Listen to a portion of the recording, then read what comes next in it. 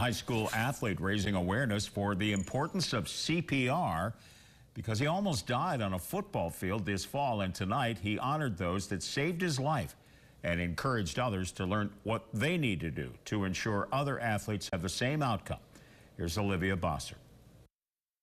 Take a class. 3 words Spencer Davis hopes his classmates and community hear. Spencer collapsed on the field during a high school football practice in September, and through the quick action of his coaches, who immediately began performing CPR, was saved. Spencer is amazing. His heart is perfect. The doctor said his heart is perfect. Every test has come back normal. The Davis family has taken what could have been a tragedy and turned it into a message they hope inspires others to learn CPR. They honored the coaches, athletic trainer, and first responders who treated Spencer at a CPR awareness event. But those heroes feel the best reward is getting to see Spencer continue on his journey. Now, obviously, the best outcome here is Spencer was all right. According to the American Heart Association, while commotio cordis, a condition that disrupts the heart rhythm after someone suffers a sudden impact to the chest, is extremely rare, it is unpredictable and fatal 97% of the time if CPR is not started within 3 minutes. Sudden cardiac arrest does not discriminate. It can happen to anybody. It can happen. It could have happened to Spencer playing baseball in the backyard with his friends. The 2 biggest sports that commotio cordis happens in are baseball and lacrosse. It is not football.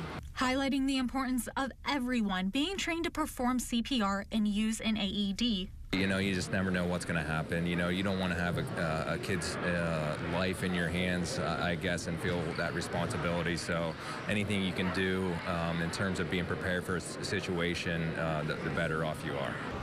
Now Spencer and his family are spreading the word that anything can happen and anyone can help by learning CPR. Anyone, including a reporter. So, Dr. Jabor, what should I do if I come across an unconscious patient? So the first thing you're going to make sure the patient is truly unresponsive. You're going to get close to the patient's chest wall and make sure their chest is moving. If the patient is not breathing, then you're going to make sure the patient is lying on a flat, solid surface, and then you're going to start performing CPR. By placing your hands in the middle of the chest and performing chest compressions at a rate of 100 times per minute. And if available, you should utilize an AED. And although we're able to do compressions and get the brain blood flow, we need to restore the heart rhythm back to normal. And the only way to do that is with an AED.